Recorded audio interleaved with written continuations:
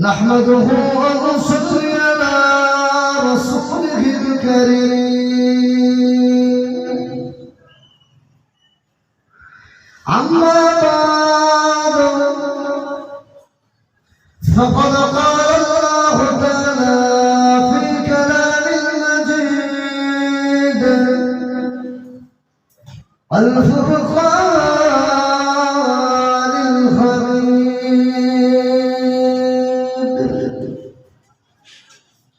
ما آتاكم الرسول فخذوه وما نهاكم عنه فانتهوا قال رسول الله صلى الله عليه وسلم من تشبه بقوم فهو منهم وقال الله تعالى أيضا في كتابه في شأن حبيبه مخبرا وآمرا إن الله وملائكته يصلون على النبي يا أيها الذين آمنوا صلوا عليه وسلموا تسليما اللهم صل على سيدنا مولانا محمد وعلى آل سيدنا مولانا محمد حب أحمد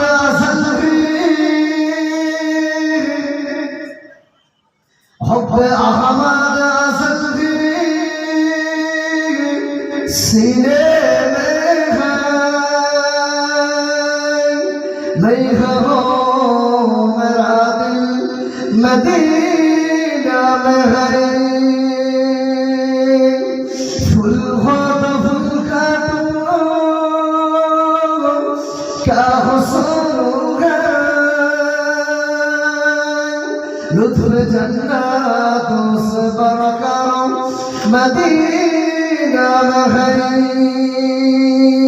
अल्लाहुम्मा सल्ली अला मौलाना मुहम्मद व अला आलि सय्यिदना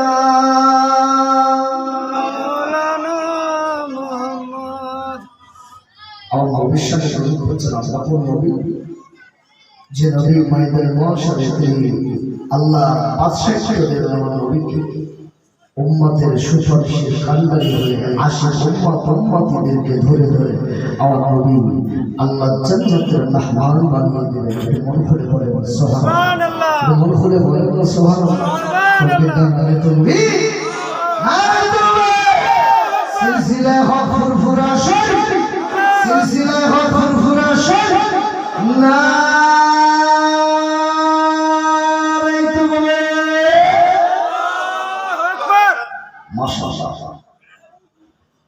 আমি আমার বক্তৃতা শুরুতে যারা বাইরে ঘোরাফেরা করছে পাক মাঝমাঝ চলে আসে। সন্ধ্যা থেকে নিয়ে এতক্ষণ পর্যন্ত বেশ কিছু আলোচনা আপনারা শুনেছেন। আর এই জলসার আয়োজন কিন্তু মহাসম্মানিত সভাপতি সাহেব গ্রামবাসীদের সহযোগিতা করেছেন এবং আমন্ত্রিত পালামাই হজরত শুধু সেই হরিপুরা দরবার শরীফ থেকে জেলা নাহিদুল্লাহ ভাইদের আসছেন। আমরা ধৈর্য ধরে ধৈর্যের পরীক্ষা আল্লাহ নিচ্ছেন যে আমার হাবিবের মহব্বতের কোরআন সুন্নাহর আলোচনায় আমার বান্দারা বান্দিরা কতটা ধৈর্য ধরে পরীক্ষা করে আমি আল্লাহ নেব বসতে পারি।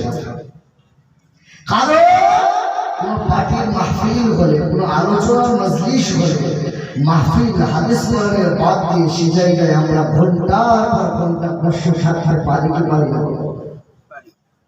কারণ কিছু মাল পাবো না।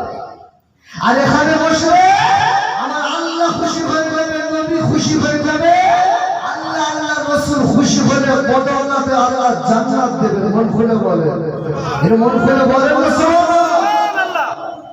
বাজারে করলে শয়তান খুশি হয়, শয়তান খুশি হলে ঠিকানা কথা হয় আব্বা জাহান্নাম। কোথায়? শয়তান খুশি হলে ঠিকানা জাহান্নামে হবে। এটা মাহফিল দিয়েছি আমরা আল্লাহ আল্লাহ রাসূলকে খুশি করার জন্য না শয়তানকে খুশি করার জন্য বলে। তাহলে আপনারা যারা বাজারে ঘোরাফেরা করছে আমার বোনেরা মায়েরা নির্দিষ্ট বসার জায়গা করা সত্ত্বেও এরা জান্নাতকে আল্লাহ আল্লাহ রাসূলকে খুশি করে জান্নাত পেতে চায় না, ইবলিসকে খুশি করে এরা জাহান্নাম পেতে চায়। আপনারা শুনে থাকবেন ইন্টারনেটের যুগ, নেট খুললে বাদাম বাদাম একটা গান বার হয়েছে না, এই 22 বছরের সবাই জানে, বাচ্চা থেকে বয়স্ক প্রত্যেকের মুখে বাদাম। একটা বার বলে পৃথিবীর একজন মানুষ যদি এই বাদাম খান দ্বারাই অল রাউন্ডার আপনার অল টোটাল পৃথিবীকে ভাইরাল করতে পারে, নাচাতে পারে, দাজ্জালের ফিতনা থেকে আমাদের বাঁচানো সম্ভব? দাজ্জাল নাচাতে পারে না, দাজ্জালের যে ফিতনায় পড়ে আমরা নাচবো তার বাস্তব উদাহরণ হলো এই বাদাম। বুঝতে পারছি? দাজ্জালের ফিতনাতে আমরা নাচবো, তার ধোঁকায় পড়ে যাবো, তার সামান্য একটা অনুভব হলো এই বাদাম। দুনিয়ার একটা মানুষকে নেট খুললে বাদাম, সমাজের কি অবস্থা? এদিকে যে ইসলামিক ইউটিউব চ্যানেলগুলো আছে, ইউটিউব চ্যানেলে আরেক ওলামা বক্তা ওই যে হুজুরদের ওয়াজ ছাড়লে মানুষ দেখে না। ঠিক বলছি না ভুল বলছি? বলে কোথায় একটা মেয়ের ছবি আছে, কোথায় একটা বৌদির ছবি আছে, কোথায় একটা উলঙ্গ মহিলা ডান্স করছে, দেখলেই ক্লিক করছে। বাস্তব সমাজকে নিয়ে বলছি, ঠিক কিনা বলে? আপনারা তো বোঝেন না বাবা, যারা এই বর্তমান ডিজিটাল যুগের ছেলে শুনে দেখে এই বর্তমান সমাজকে লক্ষ্য করে যদি কথা না বলি, ময়দানে মহাশয় আল্লাহ যদি কৈফিয়ত করে নদিয়া জেলার 22 গ্রামে একটা স্টেজে বক্তৃতা করার সুযোগ আমি আল্লাহ করে দিয়েছিলাম। হক কথা বলা সাহস আমি পাই, বলি না, ইচ্ছা করে। মানুষ আমাকে আর দাওয়াত করবে না, বলবে না। আল্লাহ শুকরিয়া, রিজিক দেওয়ার মালিক আল্লাহ। মন খুলে খুলে সুবহানাল্লাহ। আমার নবী পাকের উম্মতুল পাদিগানেরা, ও ভাইরা, আমার নবী আপনার নবীর দুনিয়া বাদশা নবী জনাবে মুহাম্মদ রাসূলুল্লাহ সাল্লাল্লাহু আলাইহি ওয়াসাল্লাম আমার নবী পাক সাল্লাল্লাহু বললেন কিয়ামতের কিছু আলামতের বর্ণনা নবী বলে গিয়েছে। আল্লাহ নবী কিয়ামতের কিছু আলামতের কথা বলে গিয়েছেন। তার ভিতরে বড় বড় বিল্ডিং বালাখানা হবে, অযোগ্য ব্যক্তিরা যোগ্যতার আসনে আসবে, বিদ্যা পিতামাতা ভাত পাবে না, ছেলেপুলেরা পিতামাতাকে অসম্মান করে চলবে, নারীরা পুরুষের বেশ ধারণ করবে, নারীরা পুরুষের বেশ ধারণ করবে, পুরুষরা নারীর বেশ ধারণ করতে চাইবে। সমাজে হচ্ছে কি হচ্ছে? কানে একটা মাকড়ি দিয়েছে, হাতে একটা বালা, সুতো বেঁধে বলে আজমিরি সুতো। ওটা কি খাজা গরিবে নওয়াজ আজমিরি রাহিমাহুল্লাহ বলে দিয়েছিল যেটা আমার সুতো? আমি কথা বুঝাতে পারছি? ও আমার নবী আপনার নবী দিন দুনিয়া বাদশা নবী জনাবে মুহাম্মদ রাসূলুল্লাহ সাল্লাল্লাহু আলাইহি ওয়াসাল্লাম আমার নবী পাক বলেন সাহাবীরা আখিরি সময় দেখতে পাওয়া যাবে অযোগ্য ব্যক্তিরা যোগ্যদের আসনে আসবে। ও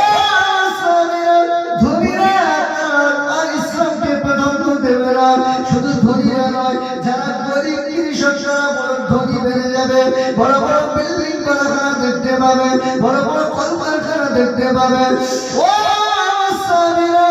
ওই সময় নেই বিচারটা উঠে যাবে, মানুষ পক্ষপাতিত্ব বিচার করবে। আমি মুহাম্মদুর রাসূলুল্লাহ বলে গেলাম, ওই সময় পুরুষেরা নারীর বেশ ধারণ করবে, নারীরা পুরুষের বেশ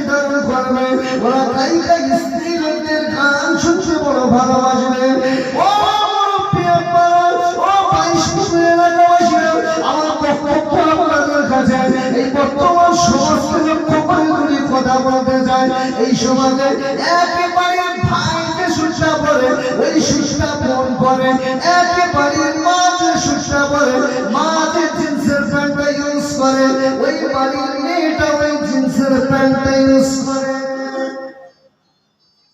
মুসলমানদের মেয়েদের জন্য টাইট ফিট বোরকা পরা যায় আছে ইমাম সাহেব আজান জেনে নেবে মুসলমানদের মেয়েদের জন্য বোরকা টাইট ফিট বোরকা যায় আছে আজকাল বর্তমান সমাজে বোরকার নামে জালিয়াতি বোরকার নামে জালিয়াতি গেঞ্জি বাঁধতে পারে না মেশিনে সেলাই করে টাইট করে ফেলেছে মেশিনে টাইট করে ফেলেছে বলে এই যে টাইট করে ফেলেছে করছে কোনো মহিলা শরীরের অঙ্গ প্রত্যঙ্গ ভাব বোঝা যাবে তাহলে কি ওই বোরকা বা ওই পোশাক পরা যায় এটা অবাক করা বিষয় আমি আপনি বাড়ির কাজ যে অভিভাবক হিসেবে নবী বললে আলা কুল্লুকুম রাঈন ওয়া কুল্লুকুম মাসউলুন আন রাইয়াতিহি আমি মুহাম্মদুর রাসূলুল্লাহ বলি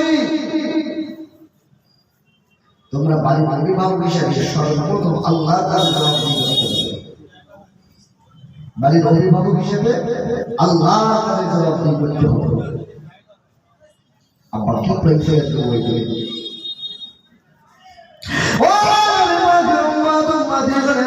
আমার নবী সাল্লাল্লাহু একটা নয় চার চারটি কন্যা সন্তান দিয়েছিলেন আমার নবী আল্লাহ রাসূল হায়াতে জিন্দেগিতে লোটা থেকে নাওটা বিবাহ করেছিলেন কেউ বলেছে 11টা যাই হোক না কেন আল্লাহ নবীর বাড়িতে ছাত্র বাড়ি ছিল না আব্বা আমার নবী পাকের বাড়িটা ঈদের পাশে তো ছিল না আব্বা আমার রাসূলুল্লাহর ঘরটা ঈদের শাশুড়ির ঘর ছিল না আব্বা ও নবী পাকের উম্মতরা আল্লাহ নবীর ঘরের চারটা ছিল খেজুর পাতা সামনে করা আম্মা আয়েশা সিদ্দিকা রাদিয়াল্লাহু তাআলা আনহা বলেন আমি আয়েশা থেকে আল্লাহ নবীর ঘরে করে এসেছি আমার নবীর সঙ্গে বিবাহ হয়েছে আমি আয়েশার কনিষ্ঠ 6 বছর আমার নবীর সংসারে নিয়েছেন আমি আয়েশার কনিষ্ঠ 9 বছর আমি আয়েশাকে রেখে আল্লাহ নবী দুনিয়া থেকে পরদা নিয়েছেন আমি আয়েশার কনিষ্ঠ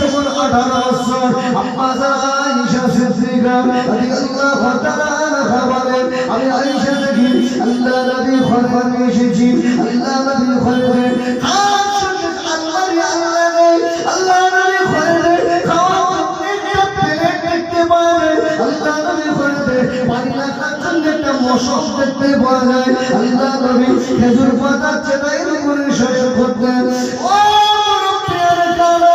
আমার নবীর পাশে সাল্লামে বিবি আম্মা আয়েশা সিদ্দিকা রাদিয়াল্লাহু তাআলা আনহা বলেন আমি আয়েশা থেকে যখন জ্যোৎস্না রাতে পূর্ণিমা চাঁদেতে ওই জ্যোৎস্নার রশ্মিখানা আমার রাসূলুল্লাহর ঘরে চাঁদ বের করে আমি আয়েশা আমার হুসরাতে আসতো আমি আয়েশা আমার হুসরাতে পড়তো আসমানে যখন সূর্যখানা উঠতো ওই সূর্যের রশ্মিখানা আমি আয়েশা আমার হুসরাতে পড়তো আসমান থেকে যখন বৃষ্টি হতো ওই বৃষ্টিখানা ঝরে ঝরে খেজুর পাতা থেকে টপিয়ে টপিয়ে টপিয়ে আমি আয়েশা আমার হুসরাতে পড়তো ও প্রিয় কানা 22 পুকুর এলাকার মানুষেরা আপনাদের কাছে আমার বক্তব্য এই 22 পুকুরের পাকা বানিয়েছে সাতটা বানিয়েছে এটির পাঁচটা বানিয়েছে কিন্তু বলবে ওই বাড়িতে থেকে কোনো মহিলাকে পর্দার মধ্যে থাকছে আমার নবী পাকের ওই ঘরেতে আল্লাহ নবী বললেন আমাকে চার চারটে কন্যা সন্তান ছিল পৃথিবীর কোনো মানুষের শাস্ত্র নয় পৃথিবীর কোনো মানুষের ক্ষমতা নয় আমার কোনো বিবি এবং কোনো কন্যাদের অঙ্গ প্রত্যঙ্গ বর্ণনা দেবেন জোরে বলুন সুবহানাল্লাহ আমি রাসূলের পাক সাল্লাল্লাহু আলাইহি ওয়াসাল্লাম চার চারটে কন্যা আমার এই খেজুর পাতার বাড়ি যেখানে পানি হলে টপিয়ে টপিয়ে পানি পড়তো সূর্য উঠলে তার রশ্মি খানা ভিতরে পড়তো আসমানের চাঁদ তার রশ্মি খানা তার আলো খানা আমি আয়েশা হুজরাতে আসে এই বাড়িতে থাকা সত্ত্বেও কখনো আমার কন্যাদের অঙ্গ প্রত্যঙ্গের বন্ধ দেওয়ার ক্ষমতা নাই। বর্তমান সমাজে আমার আপনার বাড়িটা ছাদ দেওয়া, ইটের প্রাচীর দেওয়া, এটা মানে পিপিলিকা ঢুকতে গেলে, আরশোলা ঢুকতে গেলে বলে ঢুকতে হয়। এই বাড়িতেও যদি গ্রামের একজন মেয়েকে দেখতে আসে, পাশের বাড়ি জিজ্ঞাসা করলে ওই মেয়েটার কথায় তিল আছে এই বলে দেওয়ার অভিজ্ঞ রাখে কি না? মেয়েটার কেমন দেখতে, চাল চলো, শরীরে কোথায় তিল আছে, মানে কত বেহাপনা করে চলেছে, তা না করে পাশের বাড়ি বলতে পারে। আমার রসুলের ঘরে হাস্যকেশ আল্লাহ আল্লাহর ফ্রিজ নেই। আল্লাহ রসুলের ঘরটা শান্তি রহমতের ভরপুর। মন খুলে বলুন সুবহানাল্লাহ। আরেকটু জোরে বলা যাবে না সুবহানাল্লাহ? আয়েশা বলছেন এত সংক্ষিপ্ত ঘর, যেখানে আমার রসুল নামাজে দাঁড়ালে আমি আয়েশা শুয়ে আমার পা দুখানা শুকিয়ে শুকিয়ে হতো। ঘুমের ঘরে পা হারিয়ে দিলাম। আল্লাহ রসুল যখন সিজদা করতেন আমি আয়েশার পাতে স্পর্শ করাতে আমার পা ঢুকিয়ে নিতাম। আমার রসুল তারপরেই সিজদা দিতেন। এত ছোট ঘর, বড় বড় বিল্ডিং নিয়ে পর্দা করতে পারছি না, ডাইনোসরের জাহান্নামের খাতায় নাম লেখাই নিতাম। আমি চাই আল্লাহ যেখানে নিয়ে যায় বাস্তব সমাজকে লক্ষ্য করে দুই কথা বলা।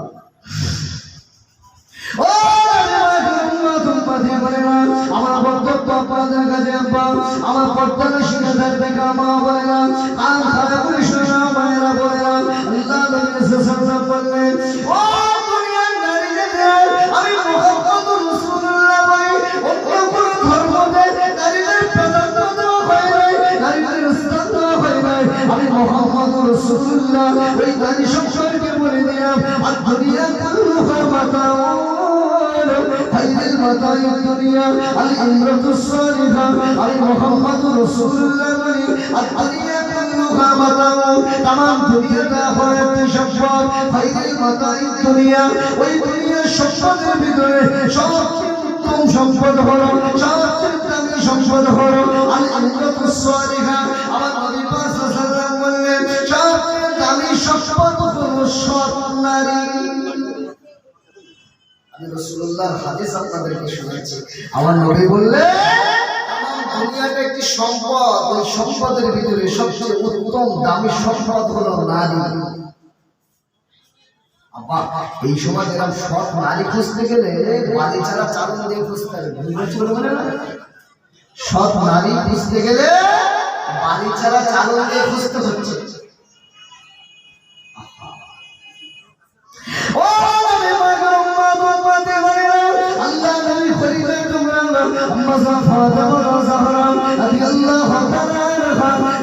খাওয়া হয় না, ফাতেমা বাড়িতে উনানে খালি জলে না, ফাতেমা বাড়িতে খোদার দাও, হযরত হাসান হুসাইন খোদার দাও, হযরত ফাতেমা খোদার দাও, হযরত আলী খোদার দাও।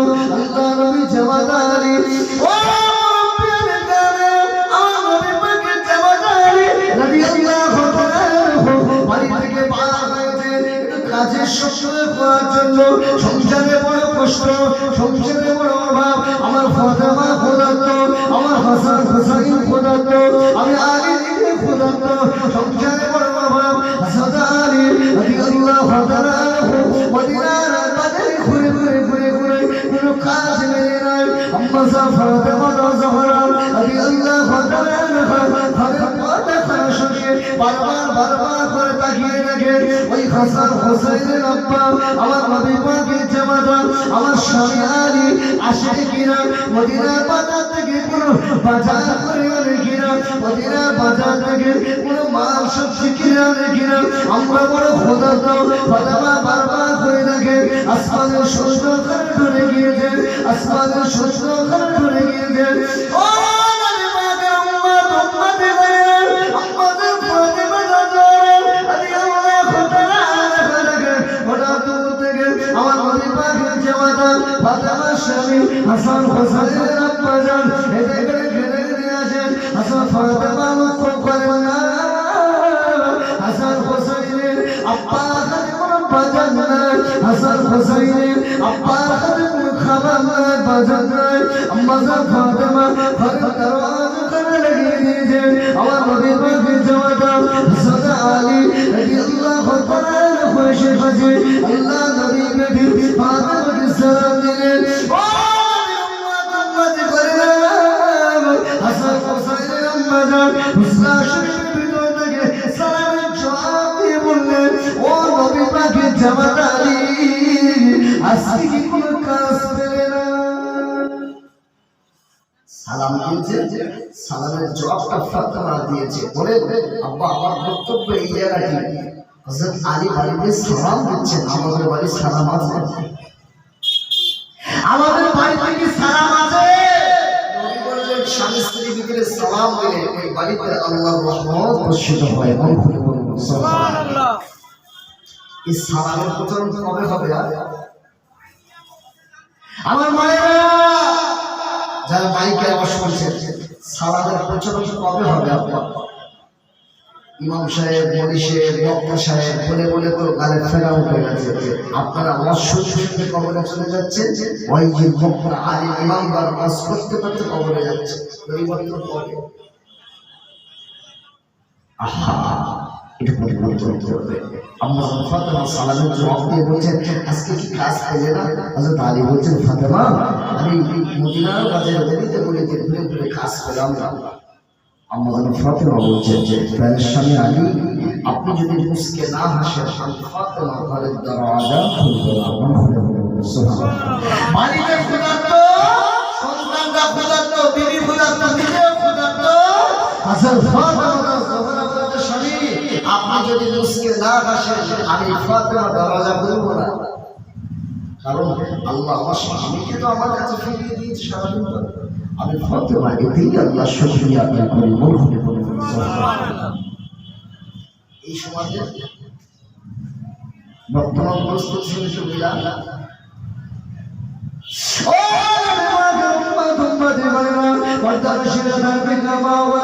আম্মা সাফাত বাদা সাহারা রাদিয়াল্লাহু তাআলা ও নবী পাকের জামাতা আলী ও হাসান হুসাইন বাজার আপনি যদি মুস্কে না হাসেন আমি ফাতেমা ঘরের দরওয়াজা খুলব না আল্লাহ নবী জামাতা মুস্কে হেসে বললেন কথা শুনে আমি আমার সংসারে কয়েকদিন খাওয়া নেই তা সত্ত্বেও বিবি মুরিয়ার কথা শুনে অন্তরটা বড় খোলাসা হয়ে গেছে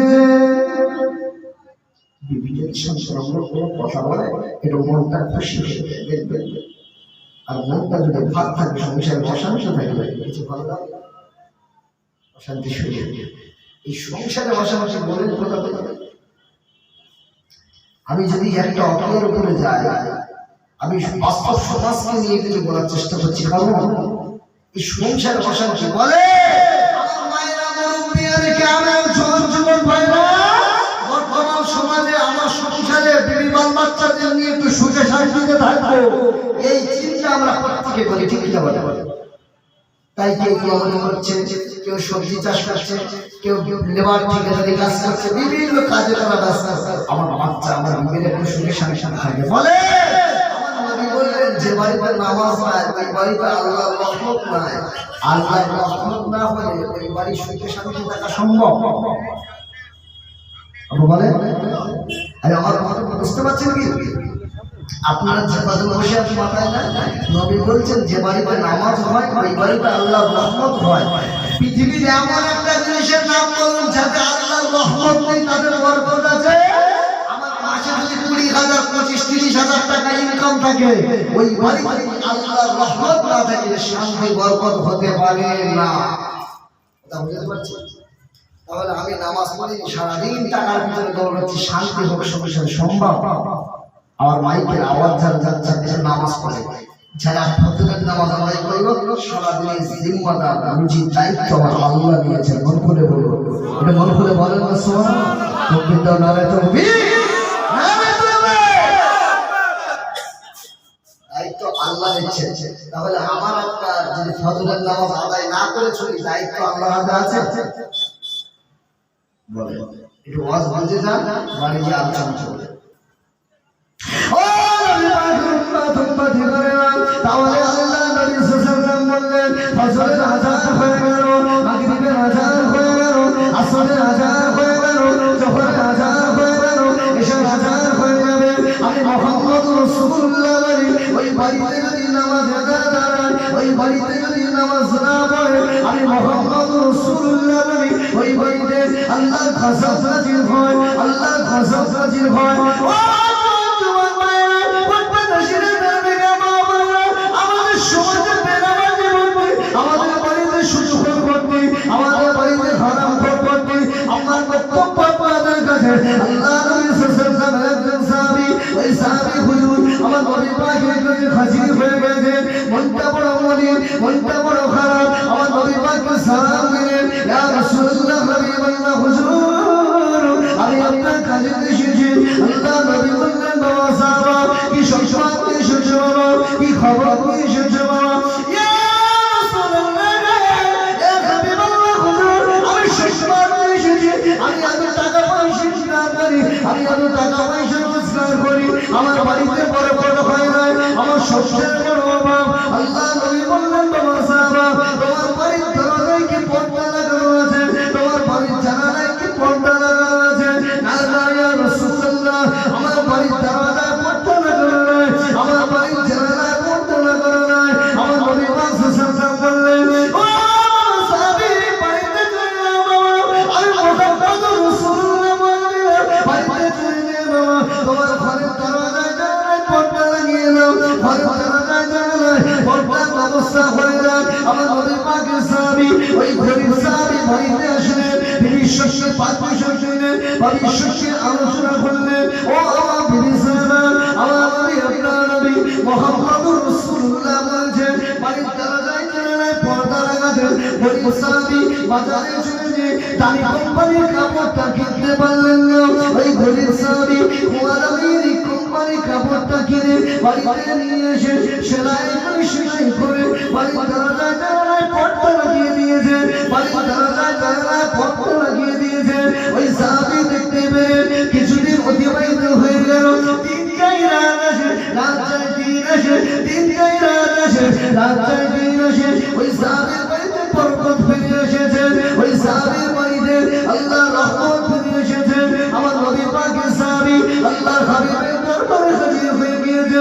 আমার নবী পাককে সালাম দিলেন, আসসালাতু আসসালামু আলাইকা ইয়া রাসূলুল্লাহ হাবিবাল্লাহ। হুজুর, আপনার কথা মতো আমি বাড়িতে যে পর্দা লাগিয়ে দিয়েছি, বাড়ির দরজায় জানালায় ওই বিবি সাহাবাকে সাথে নিয়ে আমার নবীর দরবারে হাজির। আমার নবী বললেন, বাবা সাহাবী, এর আগে আমার দরবারে এসেছিলেন, মনটা বড় খারাপ ছিল, মনটা বড় মলিন ছিল বাবা সাহাবী, আজকে দিনে মনটা খুশি কেন, আজকে একটু আনন্দ ভাব কেন? ওই সাহাবী বললেন, ইয়া রাসূলুল্লাহ, ইয়া হাবিবাল্লাহ, আপনার কথা বলো, আমার ঘরের দরজায় জানালায় পর্দা লাগিয়ে দিয়েছি। ইয়া রাসূলুল্লাহ, আমার বাড়িতে শান্তি রহমত ফিরে এসেছে। ইয়া রাসূলুল্লাহ, আপনার কথা মতো বাড়িতে পর্দা, দরজায় পর্দা, জানালায় পর্দা লাগিয়ে দেওয়াতে আল্লাহর রহমত ফিরে এসেছে। ইয়া রাসূলুল্লাহ, পর্দার সঙ্গে কি কানেকশন?